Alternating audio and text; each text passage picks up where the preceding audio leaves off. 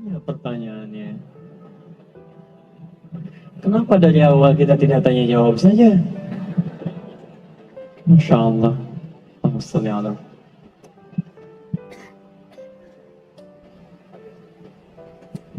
Saya mulai dari yang diketik dulu ya. Ini sudah niat betul bertanya. Bismillahirrahmanirrahim.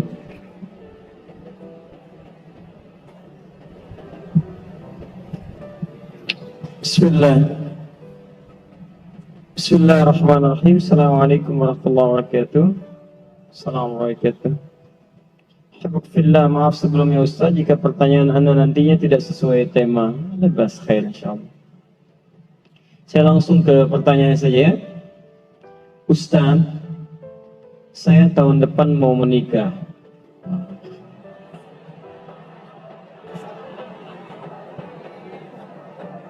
Masya Allah.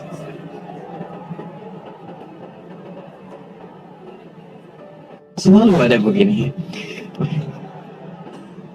Dengan seorang akhwat. Pasti seorang akhwat, gak mungkin ikhwan. Gak mungkin.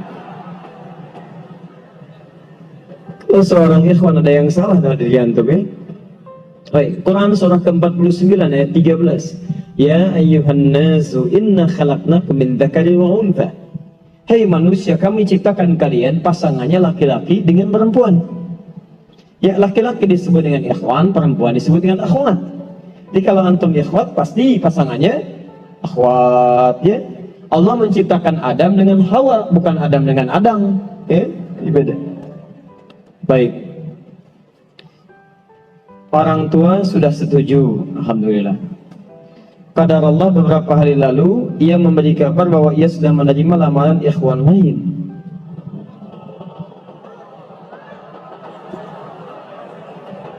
Masya Allah.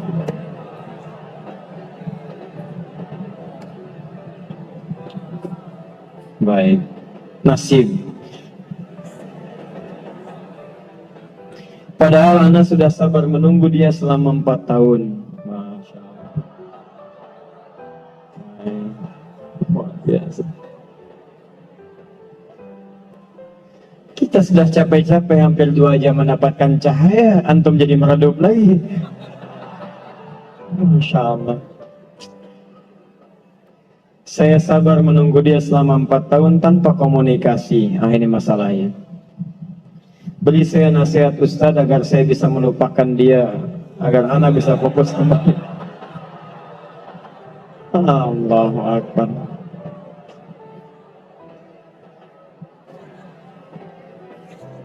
Agar saya bisa fokus kembali menghafal Al-Quran dan hadis. Ini ujiannya. Jadi pertanyaan saya, antum pengen menghafal Quran dan hadis atau pengen menikah? Baik. Quran surah ke-57 Al-Hadid ayat ke-22. Quran surah ke-2 Al-Baqarah ayat 286. Quran surah ke-3 Ali Imran ayat 142, posisi paling kiri sebelah atas. Taib. Saya mulai dari Quran surah Al-Hadid surah 57 ayat 22. Ma asaba min musibatin. Tidak pernah ditetapkan satu kejadian. Awas hati-hati. Di bumi fil ardi wala fi anfusikum, atau menimpa dirimu, illa fi kitabin min qabli an nabraha, kecuali semua itu telah tertuliskan di dalam kitab sebelum semuanya nampak dalam kehidupan. Ayat ini ingin memberikan gambaran bahwa semua kejadian-kejadian yang terjadi di muka bumi ini, termasuk dalam terkait aktivitas kita, termasuk dalam pencarian jodoh kita, semuanya telah tertuliskan, diatur oleh Allah Subhanahu wa ta'ala. Singkatnya, semua ada dalam aturan Allah.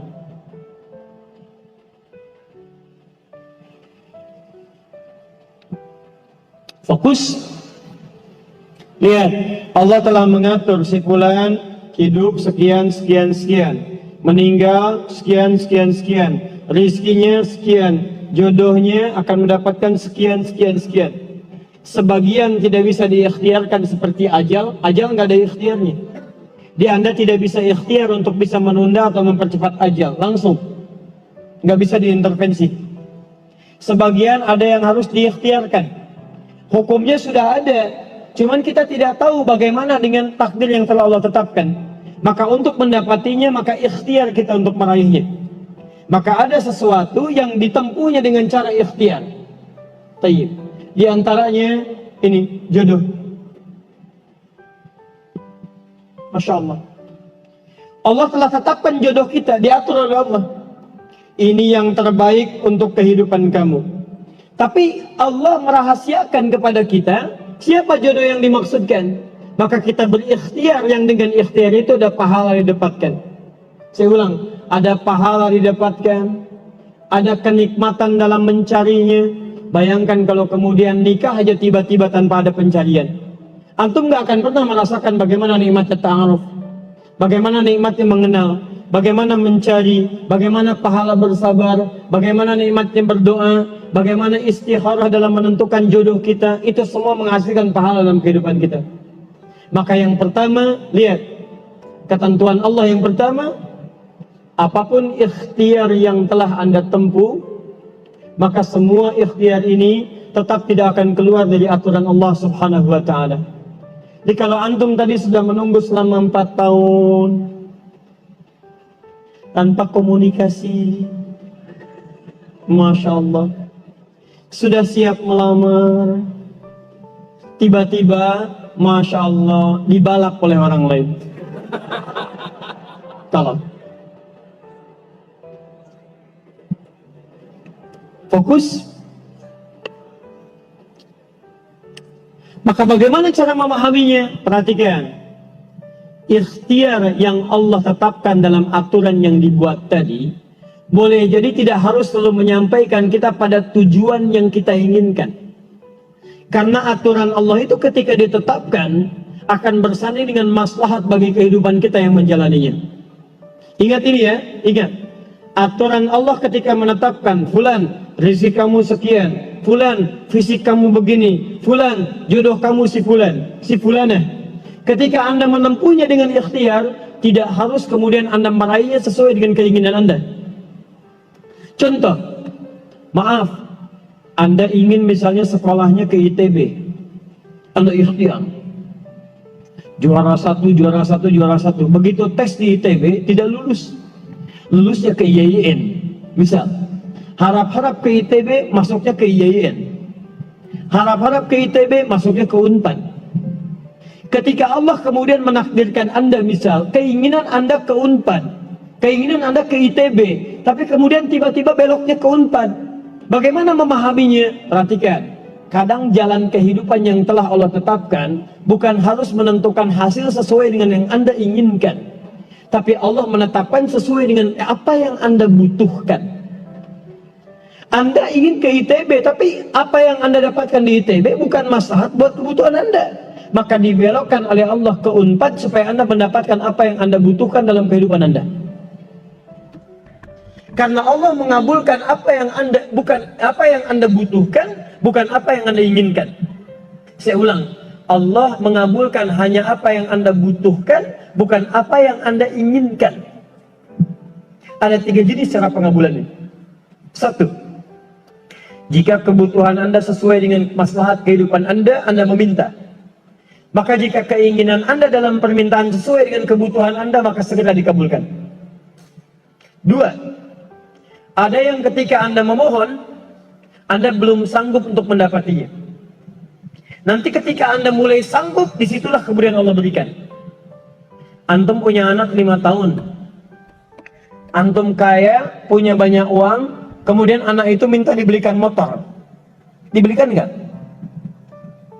Uangnya ada, motornya siap dibeli. Anak baru 5 tahun, minta dibelikan motor, dibelikan nggak? Tayyib. Kenapa? Karena dia belum sanggup menggunakannya. Tapi Anda sampaikan, nah, Papa punya uang, Papa siapkan ya. Nanti ketika sanggup baru saya berikan. Demikian ketika Anda meminta kepada Allah Subhanahu wa taala dan memohon.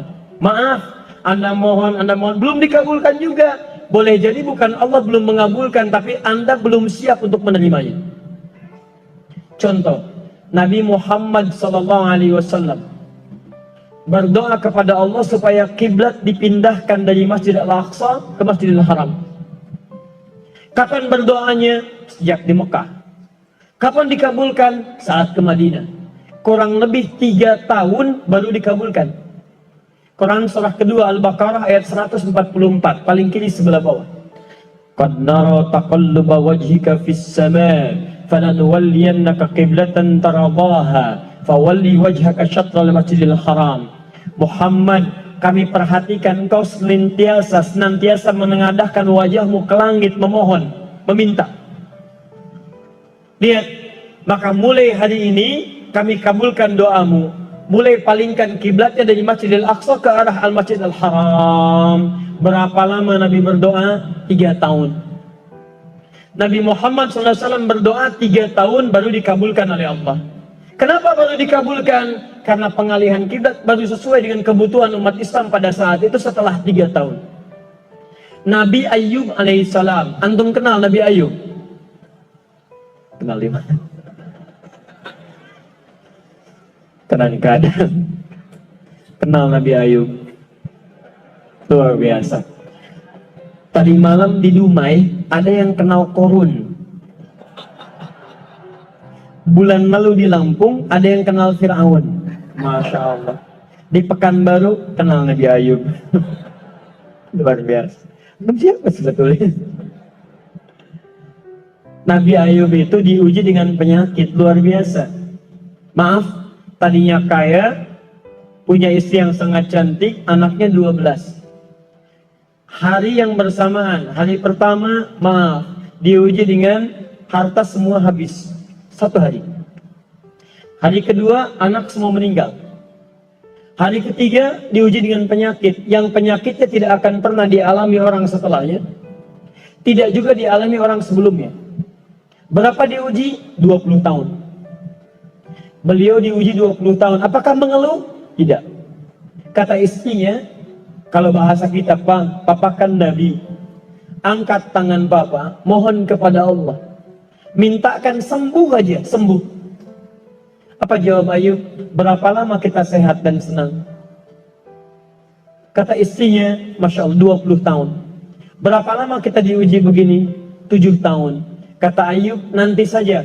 Kalau usia ujian sakit sama dengan ujian sehat, sama-sama 20 tahun, baru saya memohon kepada Allah Subhanahu wa ta'ala. Anda bisa bayangkan, Nabi Ayub, Nabi, Rasul, dekat dengan Allah, jaminannya surga, surga tingkat tinggi, diberikan ujian 20 tahun, beliau bersabar dan tetap ibadah. Antum, Masya Allah, mahasiswa, baru semester 5, bukan Nabi, bukan Rasul, surga belum jelas, amalan masih berantakan, hisab masih menegangkan, surga belum ada jaminan, baru 4 tahun.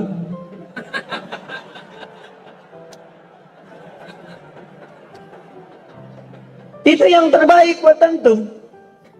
Yang terbaik. Jadi bukan berarti ketika Anda tidak mendapatkan dia, dunia hilang untuk Anda, tidak.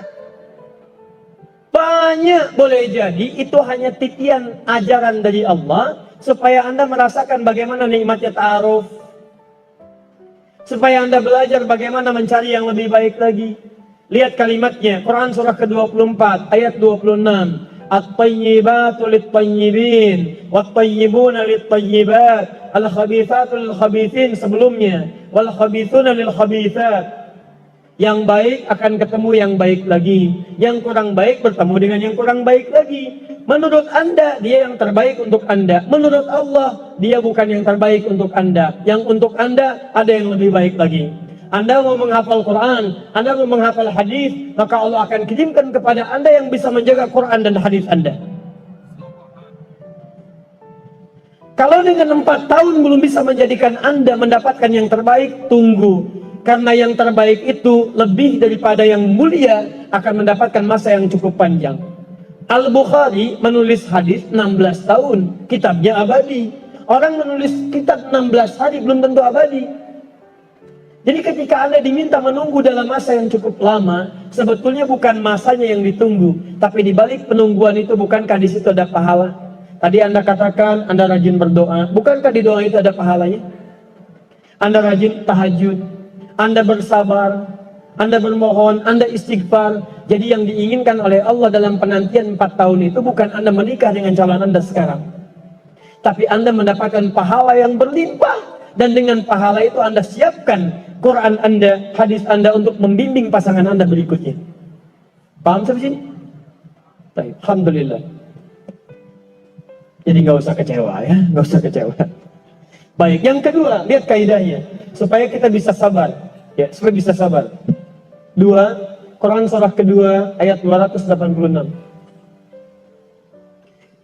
La yukallifullahu nafsan illa. Tidak mungkin Allah menguji seorang hamba kecuali dia sanggup untuk mengatasinya. Tidak mungkin Allah menguji seorang hamba kecuali dia sanggup untuk mengatasinya. Kita tolong baca kalimatnya dengan baik ya. Kalau Anda sedang punya masalah, seberat apapun itu, yakinkan kata Al-Quran, tidak mungkin masalah ini diujikan kepada Anda kecuali Anda sanggup. Jadi kalau Anda tidak sanggup, mustahil ujian ini dititipkan kepada Anda. Jadi kalau Anda sekarang bisa sedang punya ujian seberat apapun, itu tandanya cuman Anda yang sanggup, yang lain tidak sanggup. Makanya tidak diujikan kepada pemuda lain, cuman Anda, karena Anda yang sanggup menanggung bebannya. Orang lain mungkin sudah naik ke atas atap tuh, loncat, tidak. Anda tidak. Karena cuman Anda yang mampu, bukan orang lain. Ketika Anda mengatakan, ya Allah, kenapa mesti saya yang diuji? Kenapa mesti saya yang mengalami? Why me? Kata Allah, why not? Kenapa tidak? Cuman kamu yang mampu. Kamu yang harus dapatkan pahalanya, yang lain tidak. Cuman Anda yang jadi pemuda yang kuat, yang lain belum tentu. Tapi nggak usah terlampau bangga, langsung pulang dari sini bikin status. Memang cuman saya yang mampu. Masya Allah. Kerjaan. Ya. Yang ketiga, tetap ikhtiar. Quran surah 49 ayat ke-13. Jadi jangan sampai, maaf, ya, peluang Anda tidak mendapatkan yang tadi Anda telah harapkan, menjadikan Anda putus dalam berikhtiar. Cari, masih banyak perempuan semuka bumi. Masa tidak ada yang cocok untuk Anda? Lihat, ya ayyuhan nasu inna khalaqnakum min dzakarin wa untha wa ja'alnakum syu'uban wa qabail lita'arafu. Hei manusia, kami ciptakan engkau laki-laki, ada perempuan jodohmu, dan kami pisahkan berbeda-beda daerah. Ya, lihat syu'ub, beda daerah, RT, RW, lurah, kecamatan, kabupaten, sampai sedunia. Kalau nggak ketemu di satu RT, cari satu RW ya, yang nanya tadi. Kalau tidak ada satu RW, cari satu kampung. Masa nggak ada yang ketemu? Boleh menikah dengan perempuan sekampung? Tidak. Tidak. Masa sekampung mau dinikahi? Tidak. Batas paling maksimal 4. Sekampung tidak pilih satu dari sekampung. Sekampung mau dinikahi, Masya Allah. Silahkan cari ya. Anda tadi masih kuliah kan? Silahkan cari, barangkali ketemu di kampus ya. Boleh menikah dengan seorang anak yang sedang kuliah? Tidak sedang kuliah masa dinikahi, pulang dulu dari situ ya. Pulang dari kampus, baik-baik di rumah baru nikah. Ini di kampus mau dinikahi ya. Cari, silakan. Gak ketemu misalnya, mohon maaf ya, satu kecamatan, kabupaten. Gak ketemu, beda provinsi. Anda orang Riau, mungkin jodoh Anda ada di Jawa. Cari, ta'aruf. Gak ada di Jawa, ada di Sumatera. Gak ada Sumatera, ada di Papua. Luas. Indonesia terbentang 5.200.000 km persegi luasnya. Kata Ahmad Mansur Suryanegara, pakar sejarah, dalam bukunya Api Sejarah, halaman ke-19, paragraf yang kedua, baris 1 sampai 3, paling kanan sebelah atas. Luas Indonesia itu daratnya 2 juta km persegi, lautnya 3.200.000 km persegi. Daratan dan lautan, Masya Allah, 5.200.000 km persegi. Masa nggak ketemu? Pulaunya 13.677 pulau. Itu belum termasuk Pulau Gadung dan Pulau Gebang. Ada semua. Nggak ada di Asia Tenggara, nggak ada Asia Tenggara di Asia, nggak ada Asia Amerika, nggak ada Amerika di Eropa, nggak ada Eropa di Afrika. Masa nggak ada yang cocok? Kalau tidak ada, mungkin antum ahli surga, karena itu pun jodoh antum pun bidadari surga. Masya Allah. Tapi sebelum ke surga, baiknya menikah dulu di dunia, sebelum kiamat kurang 2 hari. Tuh, mic aja ada pilihan, masa antum tidak ada? Orang sudah sama Rinda, antum sama dia aja. Bismillah. Bismillahirrahmanirrahim. Mushaf apa yang cocok untuk tahsin? Mushaf tahsin. Mushaf dibagi 3 bagian. 1, mushaf tajwid. Kedua, mushaf tafsir. Yang ketiga, mushaf tahfidz. Jadi kalau teman-teman ingin berinteraksi dengan Al-Quran, tolong fokuskan pada tujuannya dulu. Kalau Anda fokusnya untuk mempelajari baiknya bacaan, maka cari mushaf tajwid. Awas, hati-hati, cari mushaf tajwid. Apa cirinya? Kalau saya lebih cepat ya, kalau ingin cepat mendapatkan mushaf tajwid, antum cari yang terbitan Menara Kudus itu. Yang lokal. Ya, yang Menara Kudus itu yang hurufnya agak gemuk-gemuk gitu, ya. Nah, itu menurut kami itu paling bagus untuk tajwid. Tajwid, ya. Mohon maaf ya, mohon izin. Kalau dulu tahsin itu nggak ada, adanya tajwid. Karena tajwid itu mengajarkan Al-Quran dengan baik dan benar. Lihat di kitab Hidayatul Mustafid fi Ilmi Tajwid, halaman yang pertama paling kanan sebelah atas. At-tajwidu lughatan al-ityanu bil jayyidi wastilahan ilmun yurafu bihi haqqahu mustahaqqahu min as-sifati wal mududi wa ghairi dhalika katarqiqi wa tafhim wa nahwihima ma ghayatu ilmi tajwid ghayatu bulughun nihayati fi idkhali lafzil qur'ani alamatul luqiyya min al-hadrati nabawiyyati as-sahiyyati wa qila ghayatu usulul lisani al-khatwa fi kitabillahi ta'ala. Di belajar ilmu tajwid itu adalah belajar Al-Quran supaya bisa baca Al-Quran dengan baik, dengan benar, sesuai dengan yang ditunjukkan oleh Nabi SAW. Jadi kalau antum bisa belajar dengan baik dan benar, kenapa belajar dari yang salah? Kenapa muncul ilmu tahsin? Karena ada sementara orang belajarnya salah. Makanya penting ditahsin lagi untuk diperbaiki. Jadi kalau Anda ingin belajar dengan benar, cari mushaf tajwid. Sekarang sudah banyak. Ada yang pakai, maaf ya, pakai warna itu. Ada yang warna, ada yang hijau, ada yang merah, ada yang kuning. Ada yang diberi di bawahnya tanda wakafnya. Ya tapi mushaf warna ini, saya tidak melarangnya, silahkan saja. Tapi kata para pakar, itu cenderung agak lambat dalam belajar. Karena ketika Anda membaca, Anda berpikir 2 kali lipat. Lihat warna ke bawah, baru simpulkan. Lihat warna, baru baca lagi. Masalahnya ketika tidak ada warnanya itu jadi masalah. Paham? Nah, yang lebih cepat Anda gunakan mushaf tajwid. Di antaranya ada yang terbitan Menara Kudus. Apa keunggulannya? Kalau mushaf Madinah, mushaf Libanon, itu biasanya menggunakan tanda-tanda tajwid yang terbatas. Misal 4 atau 5 tanda saja. Al-Baqarah ayat yang keempat. وَالَّذِينَ يُؤْمِنُونَ بِمَا أُنْزِلَ إِلَيْكَ وَمَا أُنْزِلَ مِنْ قَبْلِكَ وَبِالْآخِرَةِ. Akhirah. Tulisannya begini. Al-akhirah. Perhatikan. Kalau di pusat-pusat luar, itu ditulisnya seperti ini. وَبِالْآخِرَةِ.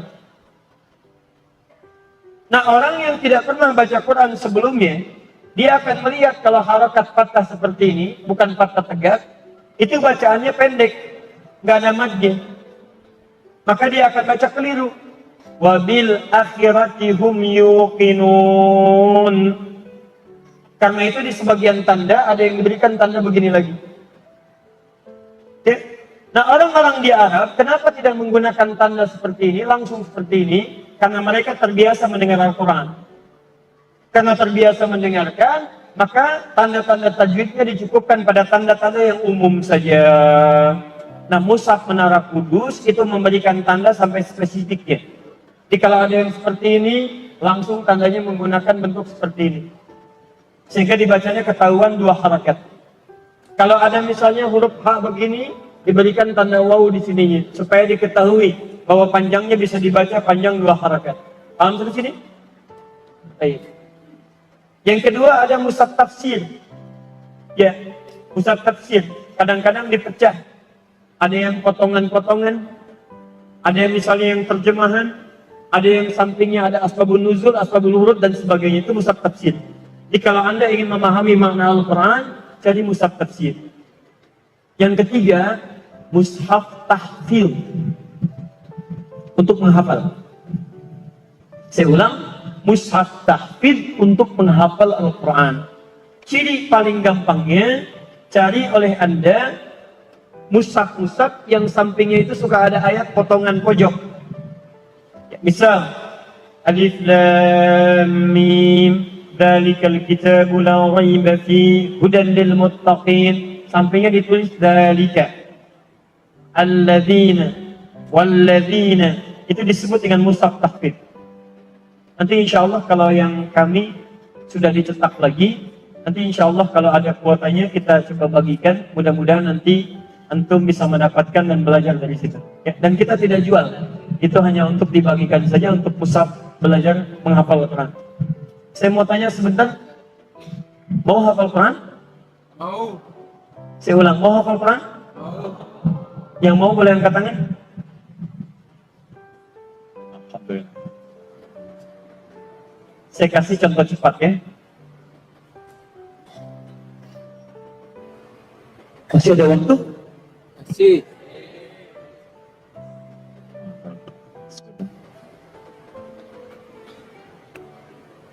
Ini saya buat simulasi.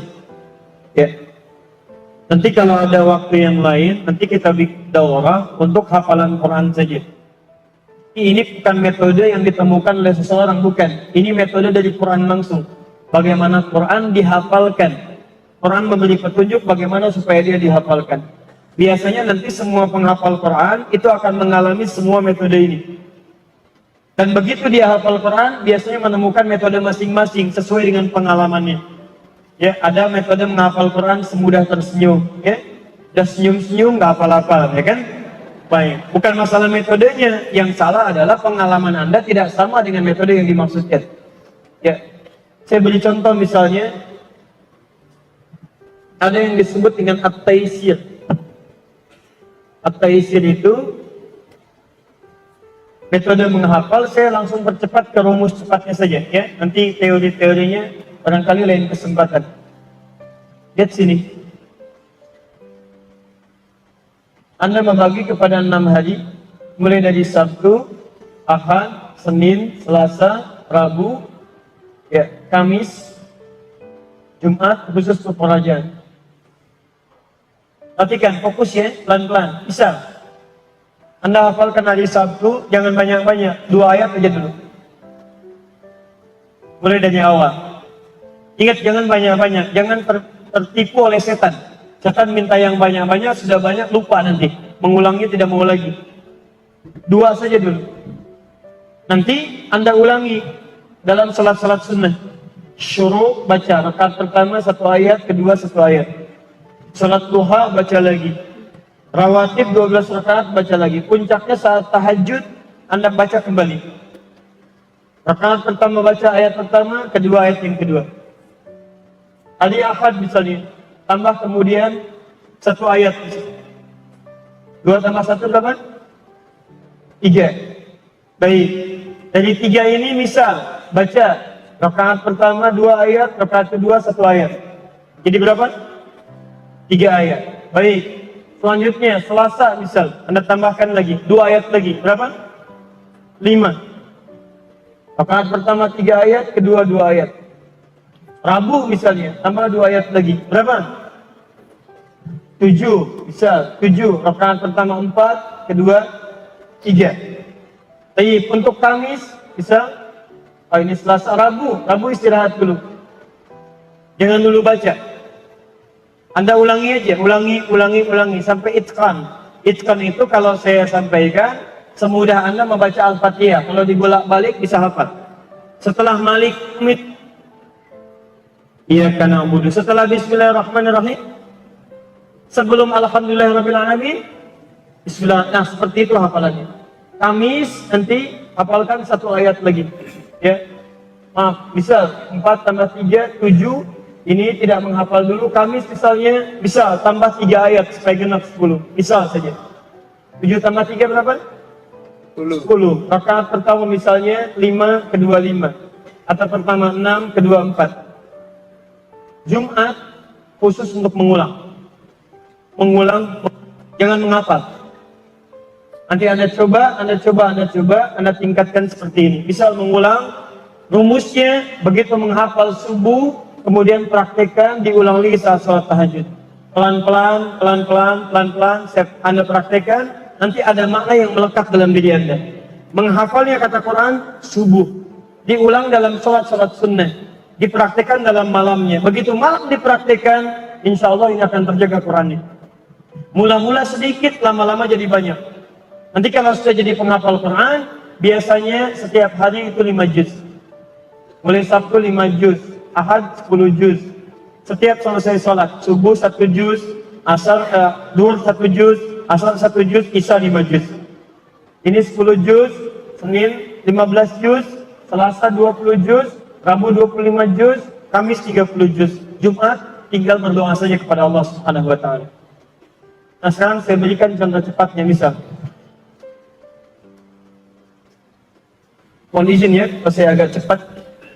Sebab saya ini biasa. Pertama sendiri, kemudian angkat sendiri, tulis sendiri, ngapus juga sendiri. Baik, antum tenang aja. Perhatikan sini. Saya berikan simulasinya. Lihat sini. 1, 2, 3, 4, 5. Lihat saya ajarkan cara cepat bagaimana menghafal Al-Quran dengan nomornya sekaligus. Perhatikan ya, pelan-pelan, fokus, siap. Baik, bismillah. Saya hitung, insya Allah antum gak nyampe 5 menit sudah hafal 5 ayat dengan nomornya. Baik, saya mulai dari sekarang. Lihat sini, saya terangkan dulu, baru saya mulai cara menghafalnya. Saya tuliskan. Ini alif lam mim. Bisa. Dzalikal kitabu la raiba fi. Saya potong dzalika. Ayat 3-nya alladzina yu'minuna bil ghaib. Saya tuliskan alladzina. Ayat 4 walladzina yu'minuna bima unzila ilaik. Saya tuliskan walladzina. Ayat 5-nya ulaika ala hudan min rabbihim. Saya tuliskan ulaika. Baik, sekarang perhatikan. Nomor 1 alif lam mim, 2 dzalika, 3 alladzina, 4 walladzina, 5 ulaika. Kelihatan? Baik, sekarang perhatikan cara menghafalnya. Kalau Anda ingin mulai menghafal, misal hafal kuat dari awal sampai dengan ke atasnya, maka mulai lihat dulu yang paling atas. Apa yang paling atas? Alif lam mim. Kalau saya sebutkan nomor berapa ini? Baik, kalau saya sebutkan 1, Anda sebutkan ayatnya. 1 apa? Baik, sekarang perhatikan. Kalau saya sebutkan ini 1, alif lam mim. Kemudian lihat yang selanjutnya, paling bawah, 5. Apa 5? Baik, 1 apa? 5 apa? Nah, sekarang lihat. Berarti kalau ada di antara ini, itu yang pertengahan. Anda hafal awalnya, Anda hafal ujungnya. Berarti pertengahannya itu 2, 3, atau 4. Sekarang perhatikan yang mirip-mirip. 1 apa? 5 apa? Sekarang perhatikan. 3 dengan 4. 3 alladzina. 3 4 tinggal pakai wawu, walladzina. 4 apa? Baik, 3 apa? Tinggal 2, dzalika. Baik, ulangi. 1 apa? 5 apa? 3 apa? 4 apa? Baik, dua apa? Taib.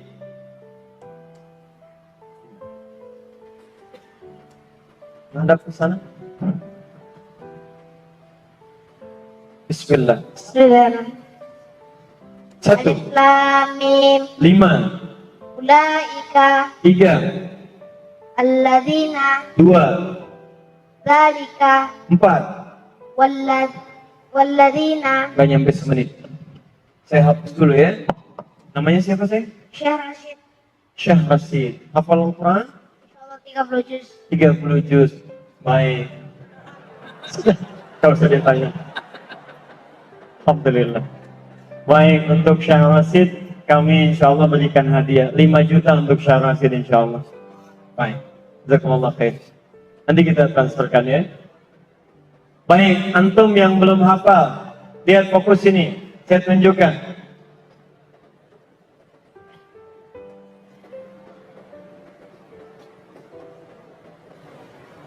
Saya ulang, lihat sini. 1 apa? 5 apa? 2 apa? 3 apa? 4 apa? Ketika semua huruf-huruf itu ada dalam benak kita, maka ketika Anda melihat huruf pun yang muncul dalam Al-Quran. Perhatikan. Ini apa? Bukan, ini kosong, nggak ada apa-apanya. 2. Jadi begitu Anda terbayang huruf yang terbayang Quran.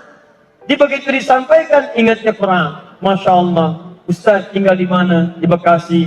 Nomor berapa? Nomor 6. Innal ladzina kafaru. Masya Allah. Ustaz, anaknya berapa? Dari kali kita bola hafid. Istri berapa? Alif Lam Mim.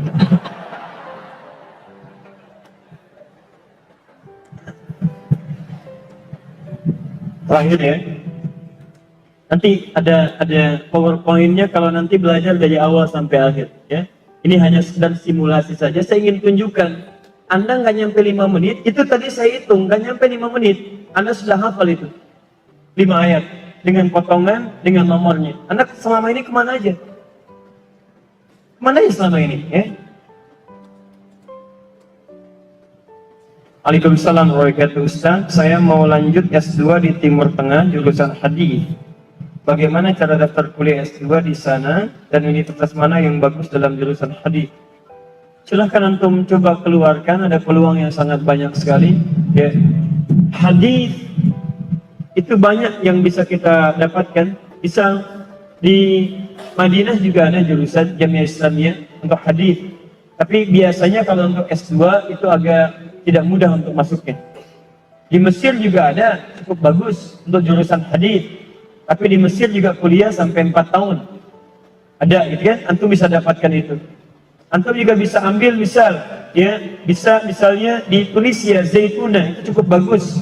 Fikih dengan hadisnya cukup baik. Ya, ada Durman juga bisa antum lanjut ke sana. Ya, nanti kalau misalnya ini yang bertanya ingin lebih jauh lagi, nanti kami kirimkan linknya. Dan nanti insya Allah kalau ada kesempatan kita berikan rekomendasinya. Nanti kita kirimkan kepada Syekh di sana, mudah-mudahan bisa dibantu insya Allah.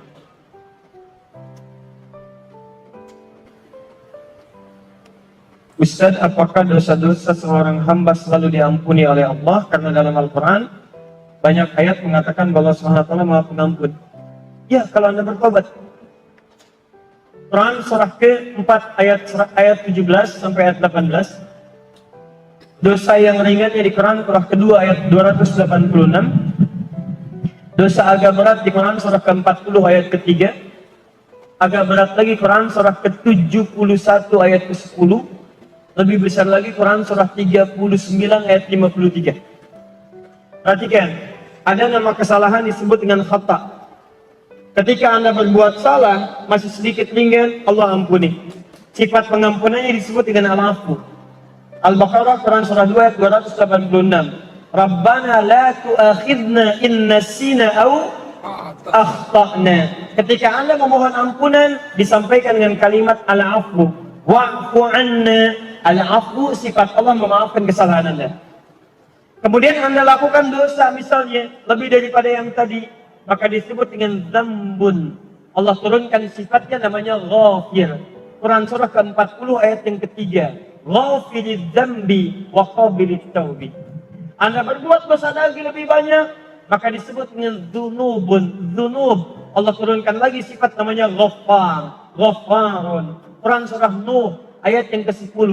Faqultu astaghfiru rabbakum innahu kana ghaffara. Kenapa Nabi Nuh menyebut kalimat Ghaffar? Karena umatnya mulai meningkat level dosanya. Maka kata Nabi Nuh, kalian berbuat dosa sudah banyak, tapi Allah Maha Pengampun. Sebanyak apapun bertobat, Allah pasti akan terima. Lebih banyak dari yang tadi, dzunubun ma'az zulmi, ada zalimnya. Seperti orang menghambat orang ke masjid. Ya, Quran surah kedua ayat ke-114. Wa man azlamu mimman mana'a masajidallahi ayyudhkara fiha ismuhu wa sa'a fi kharabiha. Siapa yang lebih zalim dosanya dibandingkan yang menghambat orang ibadah ke masjid? Oh, ke masjid dihambat, itu bukan cuma dosa tapi zalim. Maka ketika dia mau tobat, Allah turunkan kalimat yang keempat, Ghafurun. Innallaha ghafurun rahim. Yang kelima, maaf, sudah mencegah orang ke masjid, sudah menggibahkan orang ke masjid, sudah juga mabuk, sudah juga tidak sholat, banyak dosanya, kemudian dia mau tobat. Maka diturunkanlah kemudian nama yang terakhir, namanya israf. Israf itu berlebihan, dosanya banyak. Maka diturunkanlah sifat Allah yang kelima, yang mengampuni semua dosa yang berlebihan, namanya Rahim. Quran surah 39 Az-Zumar ayat ke-53. Qul ya ibadiyalladzina asrafu ala anfusihim la taqnatu min rahmatillah. Qul ya ibadiyalladzina asrafu ala anfusihim la taqnatu min rahmatillah. Katakan Muhammad pada hamba-hambaku, masih di aku hamba. Bapak punya anak, nakalnya luar biasa. Sudah mencederai rumah tangga, sudah membuat kehormatan Anda hilang. Tiba-tiba kemudian diusir dari rumah, datang balik lagi mau minta maaf. Diterima nggak? Pertanyaan saya, kalaupun Anda menerima, sikap pertama baik atau tidak? Belum tentu, kadang-kadang cemberut. Kadang Anda katakan, jangan kesini lagi, kamu bukan anak saya. Lantas anak siapa? Allah tidak. Sifat Allah beda dengan hamba. Lihat kata Allah, Qul ya ibad. Katakan, hei hambaku, masih di aku hamba. Anda punya banyak dosa, masih ada peluang untuk kembali. Ayo, jangan putus asa dari rahmat Allah Subhanahu wa Ta'ala. Dosa kecil diampuni, agak besar diampuni, besar sekali diampuni. Kalau dengan semua tawaran itu Anda belum mau minta ampun juga, dengan cara apa lagi Allah mengampuni Anda?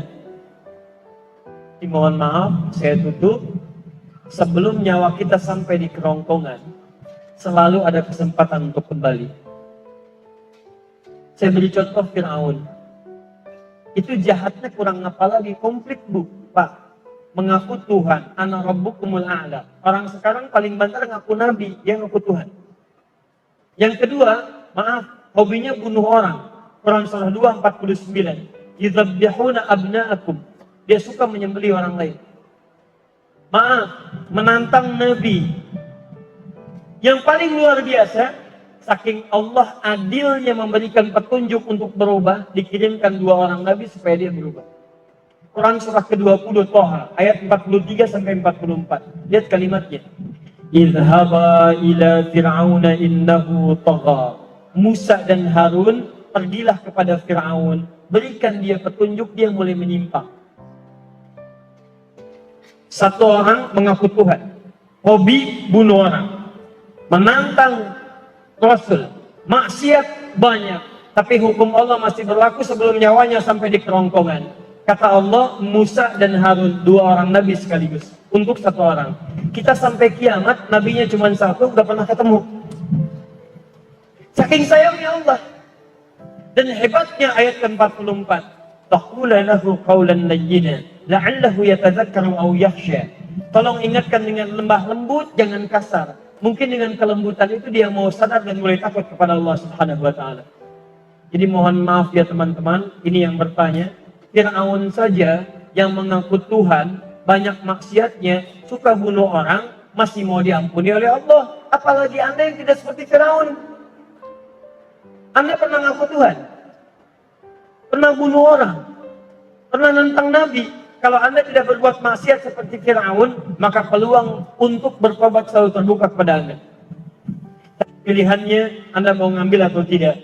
Kalau Anda tidak mengambilnya, maka Anda ketinggalan. Sudah ada yang lebih duluan dibandingkan Anda. Namanya Fir'aun. Karena itu bertakwalah kepada Allah Subhanahu wa Ta'ala. Saya kira kita cukupkan dulu untuk pertemuan kita hari ini. Mudah-mudahan dalam apa yang kami sampaikan ada kebaikan-kebaikan yang didapatkan. Saya mau simpulkan dulu satu. Tidaklah masjid ini dinamakan dengan An-Nur kecuali kita diharapkan punya cahaya-cahaya kebaikan yang membimbing kehidupan kita. Maka saya mohon setiap antum datang ke masjid ini atau di masjid manapun, tunaikan sholat dengan baik. Cari waktu untuk membaca Al-Quran dengan baik. Yang ketiga, mohon maaf, cari guru yang baik yang mengajarkan kedekatan kita dengan Allah. Selanjutnya, semua itu butuh proses untuk kita berubah lebih dekat dengan Allah Subhanahu wa Ta'ala. Maka dalam proses itu, nikmati, sabar dalam kita belajar. Dengan kesabaran itu, insya Allah pahala akan diberikan. Saya kira itu yang bisa kami sampaikan. Bila ada yang benar dari Allah dan Rasulnya, kalau ada yang salah, mohon maaf, itu dari kesalahan saya pribadi. Nanti kalau ada waktu yang lain, barangkali nanti cari tema yang sesuai. Mudah-mudahan dengan itu semua ada hal-hal yang baru yang bisa kita pelajari. Saya kira itu. Subhanakallahumma bihamdika asyhadu an la ilaha illa anta astaghfiruka wa atubu ilaik. Dan ada 3 sunnah Nabi sebelum kita pertama, Nabi cukup menutup dengan hamdalah. Nabi kadang berdoa momentumnya khusus, sahabat mengikuti atau mengaminkan. Dan yang ketiga, Nabi menutup dengan doa kifaratul majlis, kemudian kita bisa bubar dari majlis. Nah, saya ingin menggabungkan ketiganya. Mudah-mudahan dengan menggabungkan ketiganya itu kita mendapatkan keberkahan lebih dari Allah Subhanahu wa Ta'ala. Alhamdulillahirabbil alamin, arrahmanir rahim, maliki yaumiddin. Iyyaka na'budu wa iyyaka nasta'in, ihdinas siratal mustaqim. صراط الذين أنعمت عليهم غير المغضوب عليهم ولا الضالين اللهم ربنا لا تدع لنا في مقامنا هذا وفي كل مقام ذنبا إلا غفرته.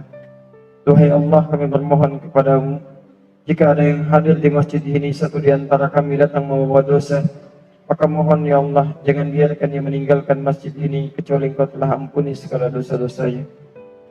Allahumma wala hamman illa farajtah. Jika ada yang hadir di masjid ini datang membawa kegelisahan, maka mohon ya Allah, jangan biarkan ia meninggalkan ya Allah masjid ini kecuali Engkau telah tenangkan keadaan hati. Allahumma wala dainan illa qadaitah. Jika ada yang hadir di masjid ini membawa kesulitan utang piutang dalam hidupnya, maka mohon jangan biarkan ia meninggalkan masjid ini kecuali Engkau telah lunasi ya Allah dan berikan rezeki yang cukup untuk melunasi utang-utangnya. Allahumma wala maridan illa syafaitah. Jika ada yang datang ke masjid ini membawa penyakit ya Allah, atau saudaranya, kerabatnya, tetangganya, maka mohon ya Allah dengan keikhlasan amalannya, angkat dan sembuhkan segala penyakitnya. Allahumma ya Rabbal Alamin, aslih ahwalana ma yuqarribuna ilaika ya Rabbal Alamin. Duhai Allah, mohon perbaiki keadaan hidup kami sehingga membuat diri kami lebih dekat denganmu ya Rabbal Alamin. Ij'alna minal muttaqin, ij'alna minas salihin. Jadikan kami termasuk orang-orang takwa yang Kau pandang soleh dalam kehidupan kami. Wa alhiqna bis salihin wan nabiyyin ma'al ladzina an'amta 'alaihim minan nabiyyin wasyuhada'i was salihin wa hasuna ulaika rafiqa. Dan mohon anugerahkan kami di surga nanti ya Allah, satu surga dengan bersama para nabi, orang-orang jujur, para syuhada, orang-orang saleh. Allahumma ya Rabbal Alamin, ati anfusana taqwaha وزكها أنت خير من زكاها أنت وليها ومولاها اجعل جمعنا هذا جمعا مرحوما وتفرقنا من بعده تفرقا معصوما. Duhai Allah, jadikan pertemuan kami pertemuan yang penuh dengan berkah, dan bila pun kami mesti berpisah, jadikan perpisahan kami mengeratkan cinta dan kasih sayang di antara kami. Bifadlika subhana rabbika rabbil izzati amma yasifun. Rabbana atina fid dunya hasanah fil akhirati hasanah wa qina adzaban nar. وآخر دعوانا الحمد لله رب العالمين. العفو منكم. السلام عليكم ورحمة الله وبركاته. يا مهيمن يا سلام سلمنا والمسلمين muhaimin ya salam Salimna wal muslimin bin nabi khairil anam wa bi ummil mu'minin bin nabi khairil anam wa bi ummil mu'minin